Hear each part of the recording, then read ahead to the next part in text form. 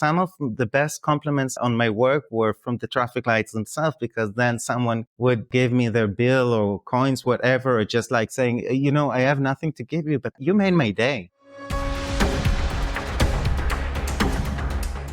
I think every creation, even if it's the most biographical solo, has to arrive to a point where it's not just about yourself, that it's something that you give to the public, where they can see themselves in.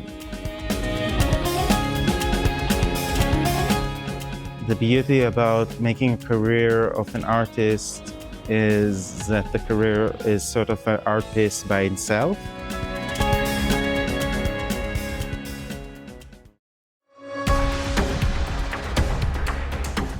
Welcome to the StageLync podcast, your access and connection to the live performing arts.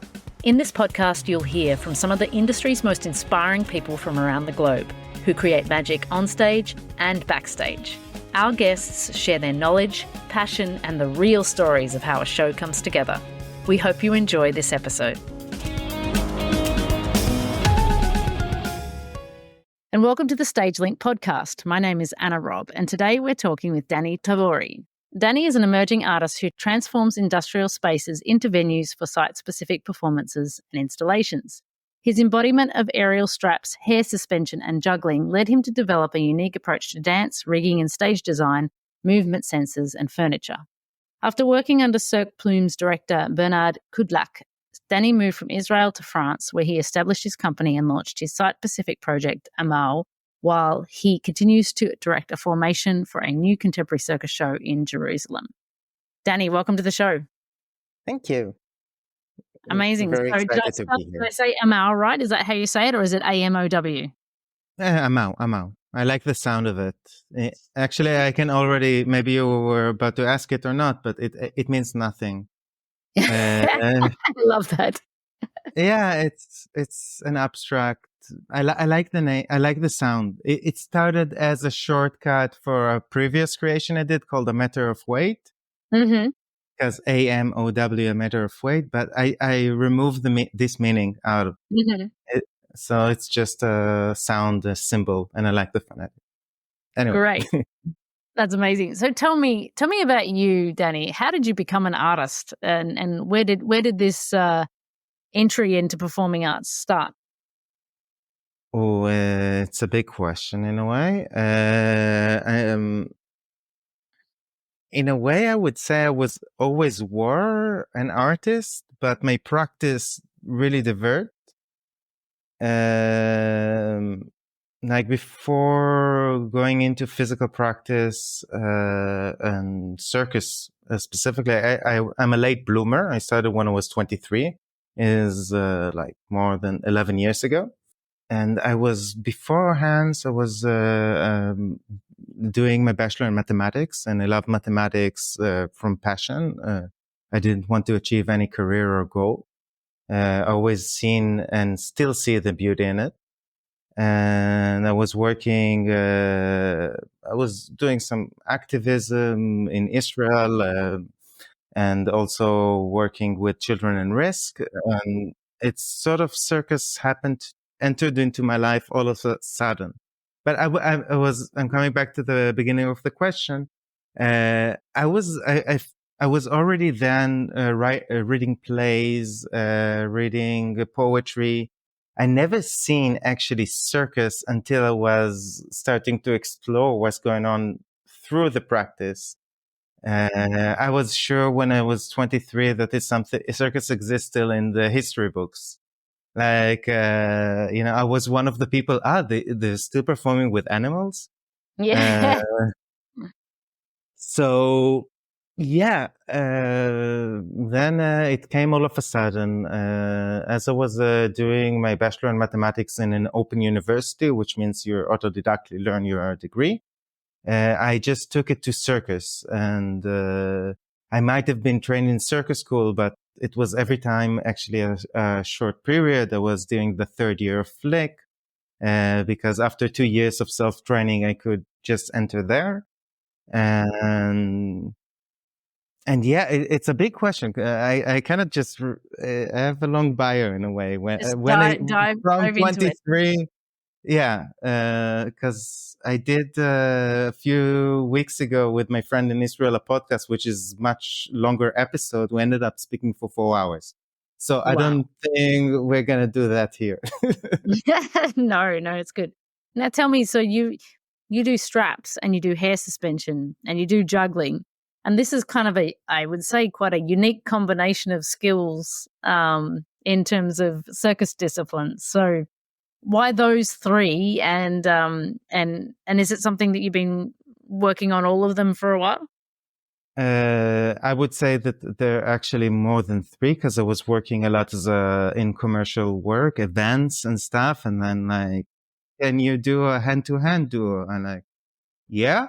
And I, come on, take my friend and, start to figure out the technique and, in the end, achieving it. I started from juggling and then slowly I had the transformation of becoming the juggling ball itself, I would say. So there is disconnection and a connection for me by doing straps and hair suspension together with juggling. Like it's the same universe. Still, even if circus is a disciplinary art form, there's still a common line, in my perspective, between all the disciplines in the terms of the perspective of how we perceive movement, the world, physicality, body. So, No, that's good. And with your project AMOW, yeah. how did that come about, and what was the motivation to create this? Let's say the process is my greatest teacher. From the beginning, I didn't know what I was doing. Actually, it started as a technical solution that led into a vision that I wanted to have a scenography on the stage that will disappear one after the other, and without a technician. Like I wanted it to be automatic. Also, I couldn't afford a technician, but I got the space. Funny story, by the way, about how do you pave your artistic career in a place where there is no network. To get this residency to try out this thing, I actually had a meeting with the mayor of a small town explaining her what is a residency, artistic residency. And like, Wow. it was very funny to pave the way in a ground that has nothing much to offer, especially now in Israel. But I don't think we're going to open the political discussion about that. But it started really like by visions. I wanted to try things out. Eventually, I wanted to play out with rigging, and I received a residency in Cronopis in Mataró next to Barcelona. And I wanted to play out with rigging and different weights. And then I couldn't bring with me the weights, so I just looked around. What do I have here that can be weights? And I found furnitures. And then I realized that actually everywhere I go, I would find those kind of weights around. And then, wait, it's more than just weights. What I'm actually doing here, I'm creating a home.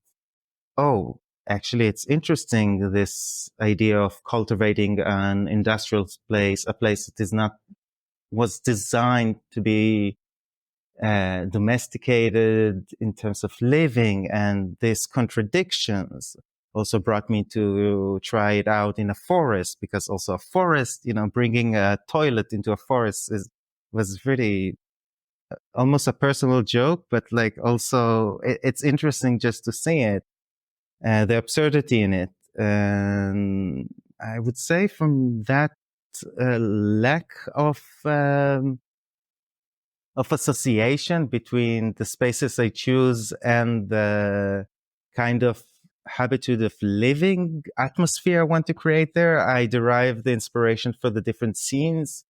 Each scene is like a room in a home, but then it will really change depending site on site. It's quite a contradictional idea of making a site-specific ongoing performance that can change sites because it's a site-specific. And yet there is a certain skeleton and core that repeats, and but every time there's like a certain creation period I need to execute before coming to the place. Like it's always a residency, and then I turn the place into a venue. And lately, thanks to the last residency I had for this project for development, it wasn't like making the venue, more just working on stuff. My musician that I work with, and he's a code artist, incredible person. I work with him almost 8 years. He told me something that really changed my perspective about this piece. He told me, what the production I'm doing AMOW, it's such a waste, because it's like so much effort in changing the space and creating it is to be what it is, that it's a shame not involving other things there. And we tried out actually this summer in his studio, which is very, very small. We sort of did like a miniature version of this performance without performing any circus. Well, it's hard to say not circus, where it's a boundary of circus not being circus, but like it became like an exhibition of some sort with a very unique, I don't know. It was still a in process thing, I would say. I wouldn't say it was an ending product of some sort. It was more of sharing the process that we've done there, but like it already gave the flavor of what it could be. And by saying the process is my teacher, that's one of the examples that like, oh, it's such a waste. You know what? Let's do it. Okay, let's do it. Let's try to make an exposition out of it in your small studio that has like a 2-meter ceiling, which usually I need 6 and above meters. Right. So it certainly is site specific if you're adapting a show to something that's 6 meters to 2 meters. Yeah, in a way, it was very challenging, and it was also. There's one artistic director I've been working in Israel, and she always likes to say that we need to start to create every creation we need to do. We need to define our prison, where we work within. I don't know if I'm relating still to the word prison, but it was a certain prison to this performance, but through its cracked, it's like blossomed into something else that has the same flavor.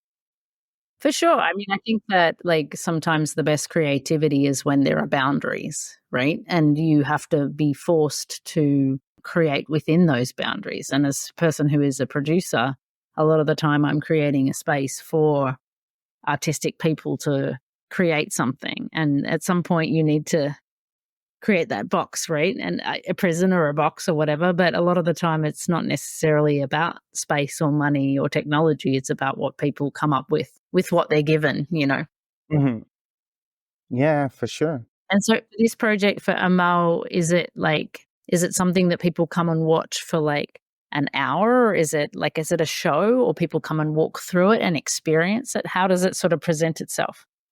For now, it was, as I said, it was just for a performance, which now it's a little bit like, whoa, I want to actually expand this idea. So thanks to the last summer, we realized that it's more about making a venue than making a performance, because the venue can contain not necessarily just a performance. So it was a certain conceptual change that already projecting on the continuum of this work, because we noticed it already, like in the first place that we got the full version on.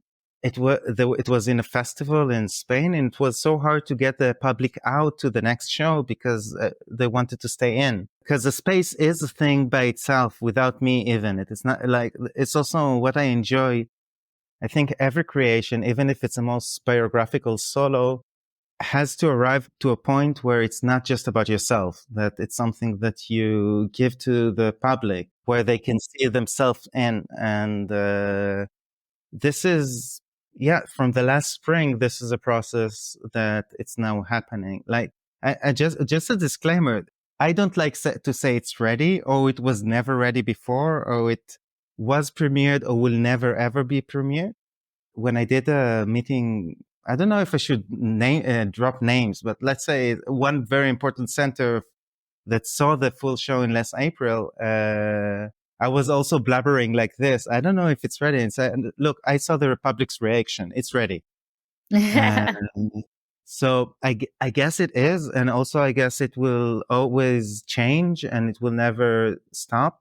Though it is planned to have a theater version on 26, which also, theater is a site that is very specific in a way, though, of course, the black box somehow is a similar void, and I will need to figure out what character it will have, the theatrical version, because then I will arrive with my own furniture, and I won't, do the whole production part of collecting objects from the environment. Because also it's a part of the fun that I'm just arriving with two luggages of like connections. So one is full of rigging stuff. The other is cables and my own light design. Also, I didn't mention that it's like I only use lamps, but the lamps are like not so strong. But let's say on the other space I did, it was like 30, and it was like a huge space of 40 meters long. So. Right. Wow. If you have enough, then you can really understand that if you gather this group, this is going to be the backlight. Oh, those ones, I don't know in English the terms, raison, the lights that come from the side. That's a shower. That's you start to see that even if you gather those small lamps, they do function in the end as stage light, but they still continue to give this homey, cozy feeling that creates at least the feeling that it's some kind of a home, what I end up arriving in the space. So it gives this flavor of familiarity, even if it's inside a forest. It's different. And you have an LED, or you're just having a household lamp hanged in the forest. Just this one lamp already changed something, because you're not used to see this object in this environment. I love that. I love that. When you mentioned that you got a residency, who granted you that residency and how did you apply for that? It's a whole thing. And it's also changing my way of production. Well, I started, working without a scratch, really. Like in the first ones, of course, it was me doing all the work, also arriving to a mayor and explaining them why they should give me the theater to do like some crazy experimental stuff there. And in the beginning, it was really like, I've been, since I'm, let's say 24/5, like the only money that gets in to my account is money that is directly coming from performance. And even saying that for many years, the only way I could survive like that was going for the traffic lights. I don't know what in English speaking with semaforo or collecting money like this way, because like performing at traffic lights, is that what you're saying? Yeah. When the red lights is on, it's your 50 seconds of stage coming on, and then you're like, I love that. Doing your thing. Well, it's quite, I don't know, context and stuff. It's quite regular for South American artists, which I think brought it into Europe. And already in Europe, it's an old school thing. And in Israel, it was still fresh. So also people who were like excited more about this. So I don't know if I like to say that it's very profitable doing traffic lights in Israel. So I won't say how much and stuff. Yes. Well, now it's not the best season. Anyway. No, it's interesting because we have an author who writes for us, and he writes on South American stuff. And he wrote a whole article recently about the performances of traffic lights and the whole culture surrounding that. So I didn't know about it necessarily until he wrote this article. So it was really fascinating to see how much circus culture had sort of sprung up on the streets there in that manner. Yeah, you know what? Let's open it, because I think it's important. I don't know who are the listeners, actually, like I guess artists and also from the other edge.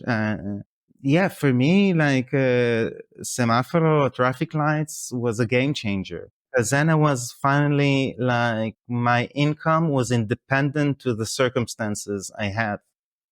And thanks to going for the traffic lights also, I could start saying no to gigs that I used to take in order to survive, because they were getting me profit, but they weren't what I want to do. Like working on stilts, I always hated it. I can respect people who enjoy that and respect people who can do research in that. I hated it. You know, we all shouldn't, you know, some people don't like broccoli. I didn't like stilts. And this was allowing me, for example, in the very first beginning of creating some sort of income from circus, because as I told you, I arrived from nothing, and the traffic lights really helped me to build a career. And then like slowly I start saying no, choosing only the stuff that I feel that will have some kind of elongation. I started to go enter more prestigious works. I did a lot of commercial work. Either in the beginning was parties and stuff like that, but in the end, I found myself also working with pop stars or in like big national stages for some sorts of reasons. Every time it was random.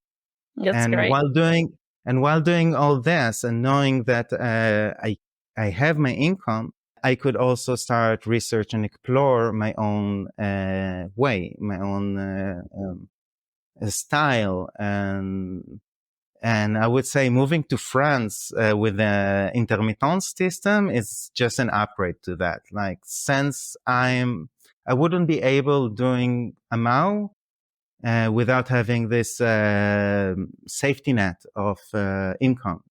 I think it's very important also speaking about that, because, you know, it changes the work. And it gives you a sense of, like you said, choice and a little bit of freedom for that to cultivate your work in that way. I want to ask you though, because I think it's quite fascinating.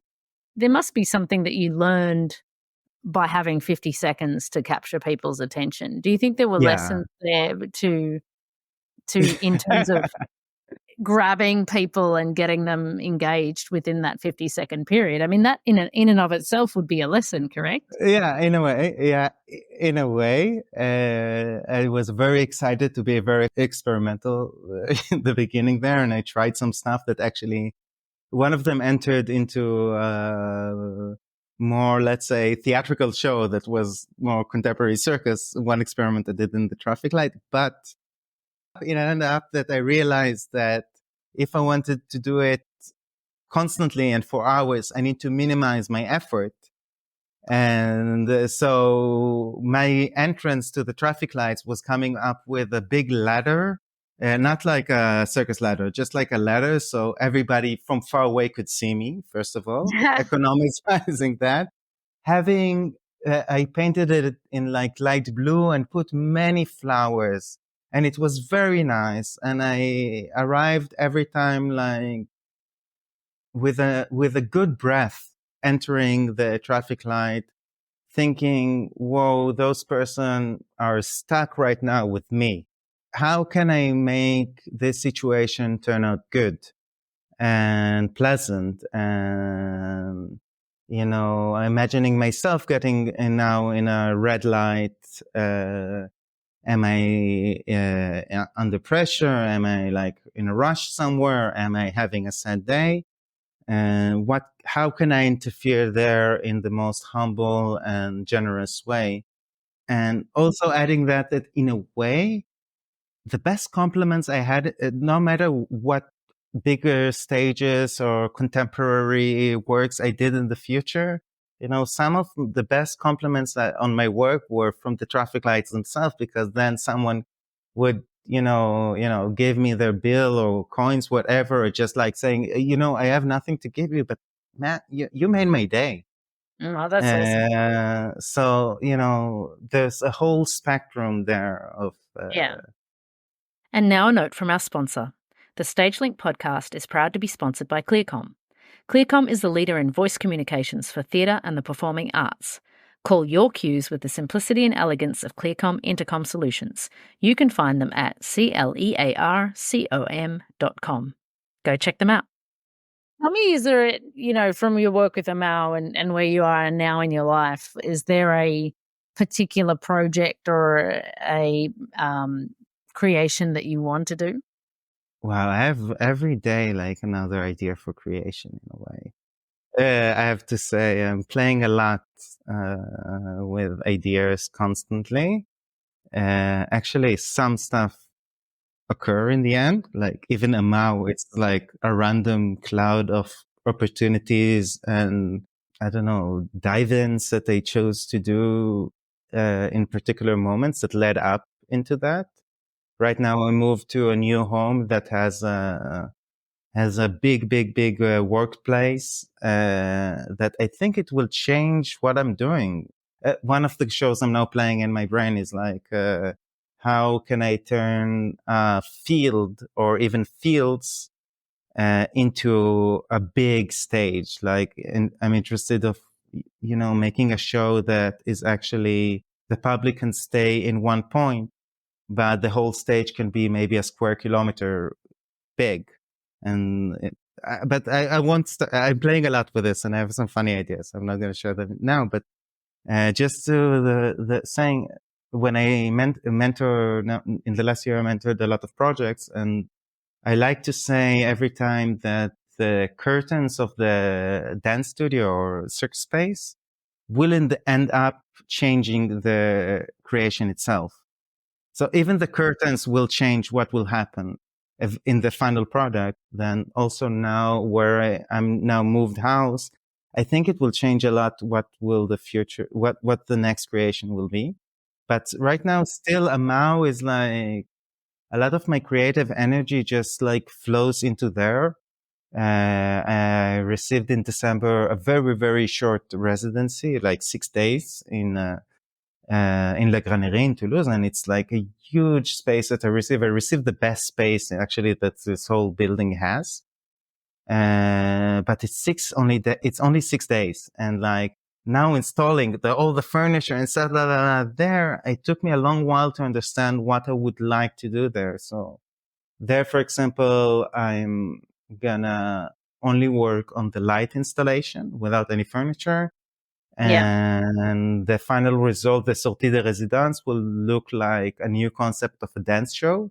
Yeah. Which actually underneath it, I'm exploring right now more the light system I'm using in AMOW in big spaces with the furniture. So there's not a linear. Yeah, no, but I love how you are influenced and guided by the space and light rather than you trying to produce something and put it in a place. You are creating within the confines of what you're being given, whatever that might be. That's But I think we are all doing that, no? In a way, like if you think space also as your circumstances in life, how you got out to do your career that you're doing right now.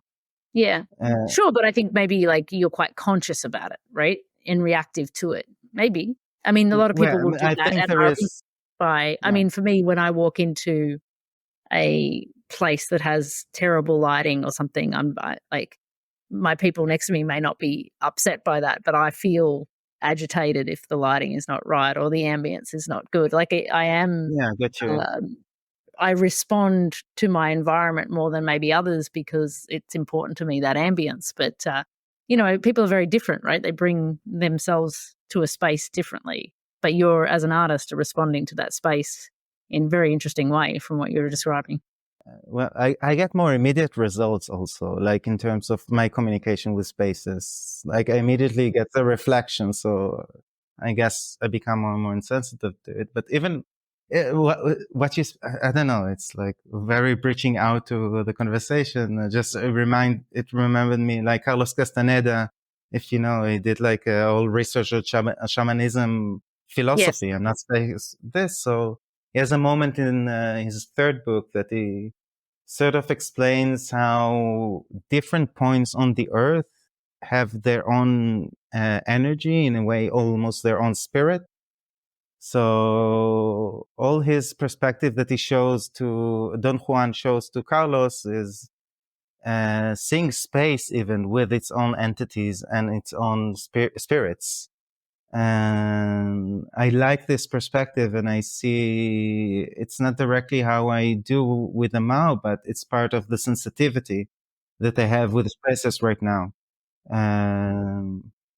Yeah, I don't know why I felt like mentioning this. I just like this No, I like it. I like the perspective. conversation. But I think from Israel to France, then, do you feel like that culture, you're also the energy between those two countries, you respond to that? I'm learning how to be French now. I'm still like to present myself as a parasite in France. I'm kidding. No, because now if you follow the political discourse in France with Le Pen and, like, I'm not an immigrant, I'm a parasite. I prefer saying that, like, I don't know. It's like joking on myself, but also like, I'll be honest, without the benefits of being artist here, I'll probably move to Mexico or maybe a place with better weather. But I come from the Mediterranean still. I like it when warm, but, Yeah. uh, yeah, actually most of my work and career I did in Israel, and I arrived to perform and create in very incredible venues that usually Batsheva Dance Company, for example, the same venue they perform in. I arrived to like pretty incredible places, but I always felt a glass ceiling there that has, especially when coming from circus and not inside the small network that dance has, that it's also a very tight pyramid. I already met other artists because I went to FLIC in Italy. I went to Stockholm, to DOCH. I did the MA. I did a lot of conceptual research about circus there, and I met a lot of artists there, and I see how it can happen elsewhere. And the survival that I was under all the time, the economical survival I had in Israel, affected me a lot. And I think I never like to say for good and bad. My brother, for example, had 3 times cancers, and he's never saying like, I wish they never were, because it made his life as he is today. And I feel like also I had those harsh experiences of manifesting a career. I will be dramatic saying on a scorched earth, so it gave me a lot of resilience, in the work I do now in France. Also understanding that I always start with the assumption that nobody will help me, which is maybe not, it's not so healthy sometimes. It doesn't sound very positive, but it's turning out for you. No. Yeah, I remember this one director I really appreciate from Israel that is like an established, they're established as a theater, very fringe and experimental group. And when I ask her, about her work, about saying that I'm interested to go more to her realms, she was saying immediately, before you enter, know that you will always be alone. Whatever you're going to do, you're going to work it on your own. And if you're going to have some help, it's a bonus. And I think this is a circumstance that brought her saying that. And I think that also it's a little bit how I was educated from my own environment, which you see the stigma of the Israeli dancers, which this is, let's say, the only international art form that is famous from there, is always that they burn the stage and they like explode in the good sense. Because I think this pressure that this initial environment brought me was making me working like that. Only when I arrived to France, wow, seeing how Bernard Kudlak from Cirque Plume works. Oh my God! Like, we were doing a show in a citadel with him, and there was a whole problem that there was a zoo next by. So if the monkeys hear bass sound, that they start attacking each other. Then when we needed to constrain, nobody wanted a monkey getting hurt because of us, So we were restraining the whole show. Everything felt like burning. But wait, lunch break. For 1.5, 2 hours, they were like having lunch and speaking about their gardens, and not concerning. And then, coming back to the work after the break, relaxed, things work out, and I'm learning much better now working like that. And also, I have I'm actually, I have a company now also registered in France, and I have already my producer. I have the partner from Israel I worked for many years. Also, by the way, I did work a lot with him, a sound artist, Nir Jacob Yunesi, incredible person and a friend. Now I'm learning much better the benefit of working in a team, and how relaxing it is in terms of outside eyes. Also, I'm working now with, I don't know if I should name drop or not, but like, You can do that. It's fine. yeah, okay. Yeah. Because I think they're stars, and I love them. One is Alice Kudlak, which is the daughter of Bernard Kudlak. Gina Villabruch, she's a teacher in the Lido, and in mentoring mentee performances, and she has her own incredible solo performance. And Florent Bergel, which is a new Bergel or Bergel, he'll forgive me. He's mainly doing performances in public spaces. He's an ancient artist, great creator. Like, Google his name too. Right. I will do wrong if I'll try to represent him here. So like, those are the team of 3 actually outside eyes, because I understood the importance of, and Jennifer Cohen, sorry, not mentioning her, because she also had a big part in the beginning of this creation. She's been working with Cirque du Soleil, doing her own independent work, and she's an incredible friend from Israel. So like, I have this team of outside eyes, actually, that is an incredible point to be in, because all the team of this project really believes in this project, and that's a huge privilege to have, especially when now I'm like, sourcing budgets and stuff. I don't like to be in depth and stuff, but like, really, their approach to me and with their faith in this project, let's go. It will explode someday. So like, they're not worried about that. So that's a huge privilege, and also like an affirmation that this project is actually going on the right way.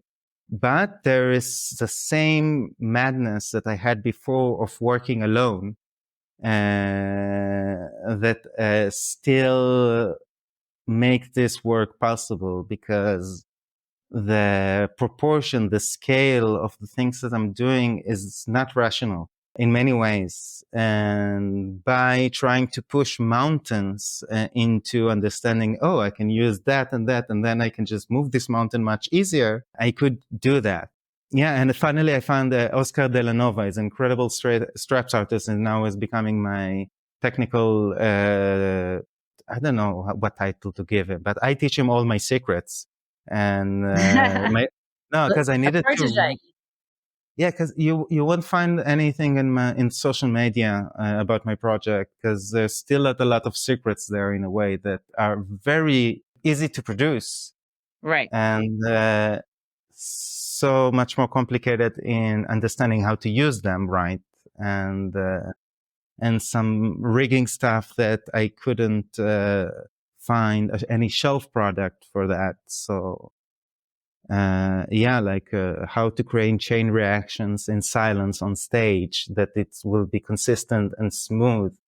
I needed to, I can give a hint, but it's very far from the source, that I was just watching for 2 weeks a slow motion repetition video of how parachute quick release open, and just diverted this mechanism into other stuff.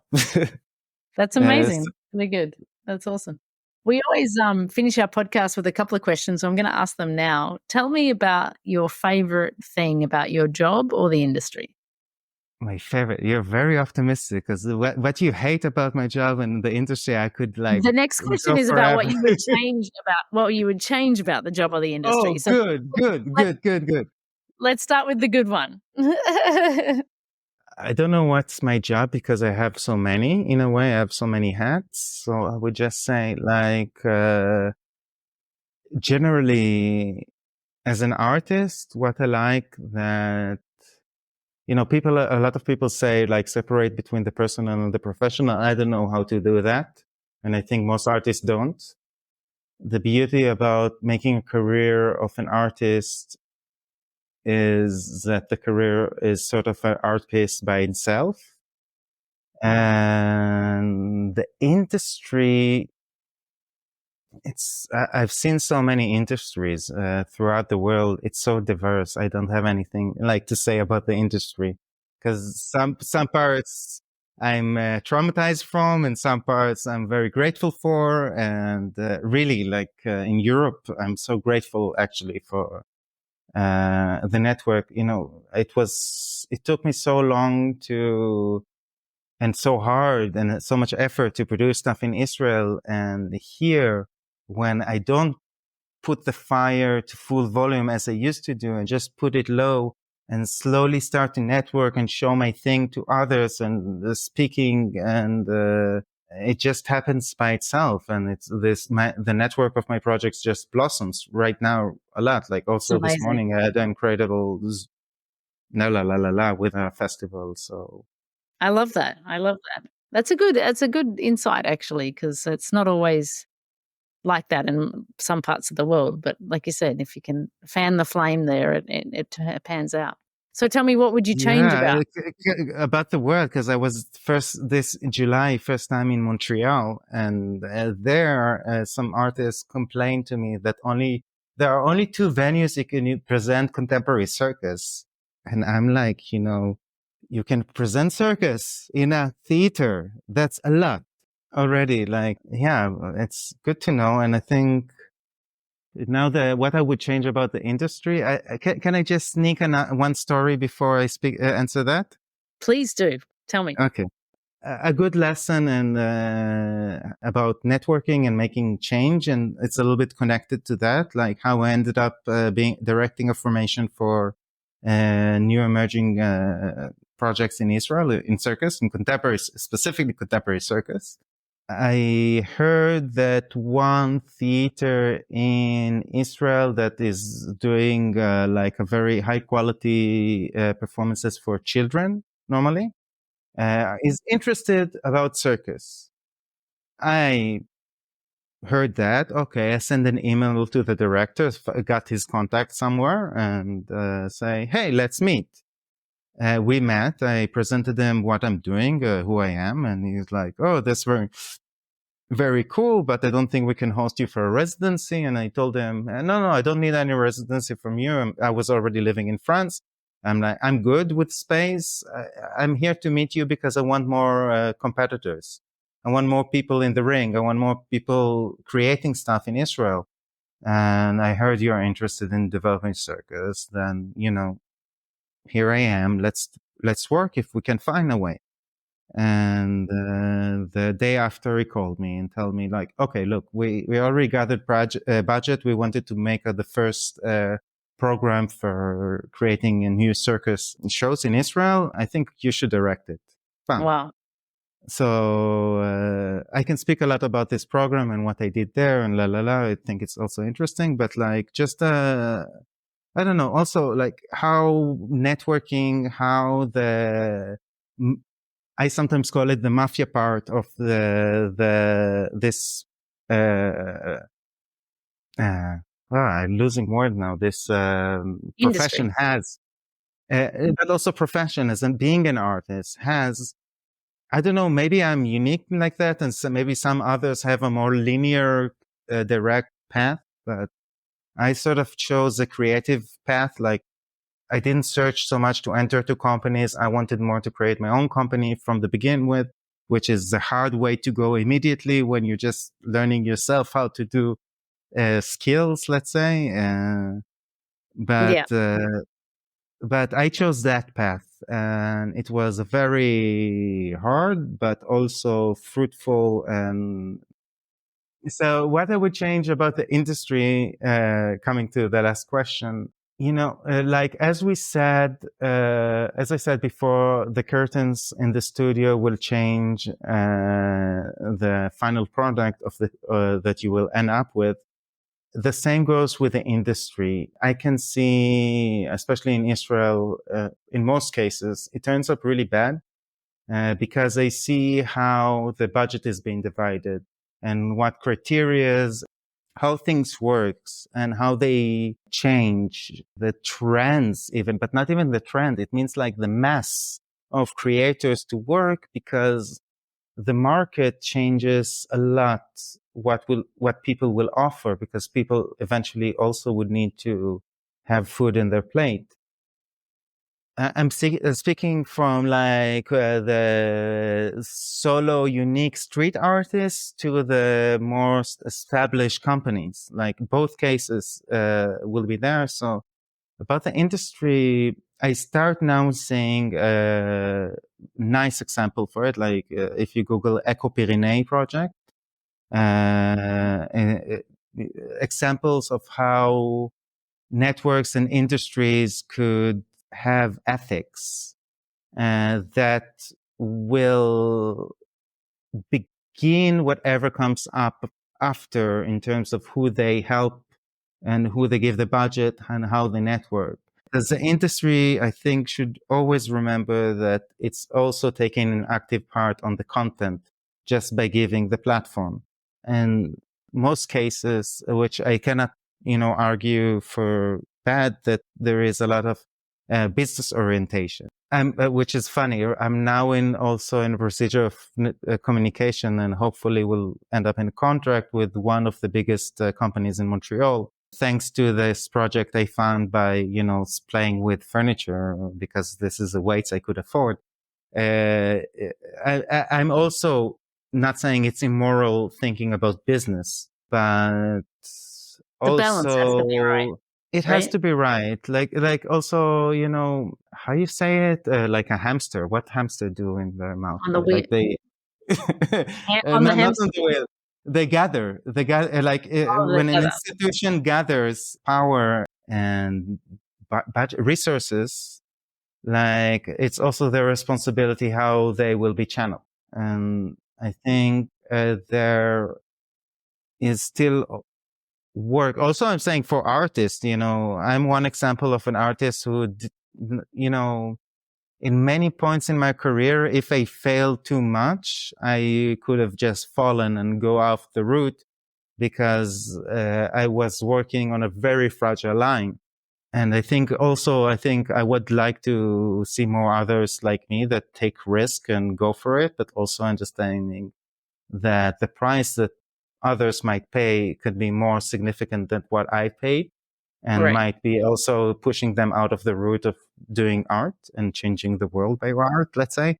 But also I would say that the industry can be more aware to the part that artists play, that they take, especially in circus, we take the risks, literally. And also understanding how they channel their resources. Because this ethically will change how artists will continue working, and it's intertwined. The environment and the artist, the person and their environment, whatever layer, philosophical or practical you take it, it's always intertwined. Amazing. Well, that's awesome. Danny, thank you so much for joining us on the podcast today. It's been such a pleasure to meet you and spend some time with you. Thank you so much. Thank you very much. Thank you for listening to the StageLync podcast. StageLync is an online platform that gives you access and connection to the live performing arts. As a guest, you can read about live performing arts from across the globe and gain insights from performers and artists on stage and all the amazing people who work behind the curtain. If you are an industry professional, StageLync Pro offers jobs, networks, and career support tools, and you can build your own professional profile on the site. As a StageLync podcast listener, you are eligible for 20% off your StageLync Pro membership.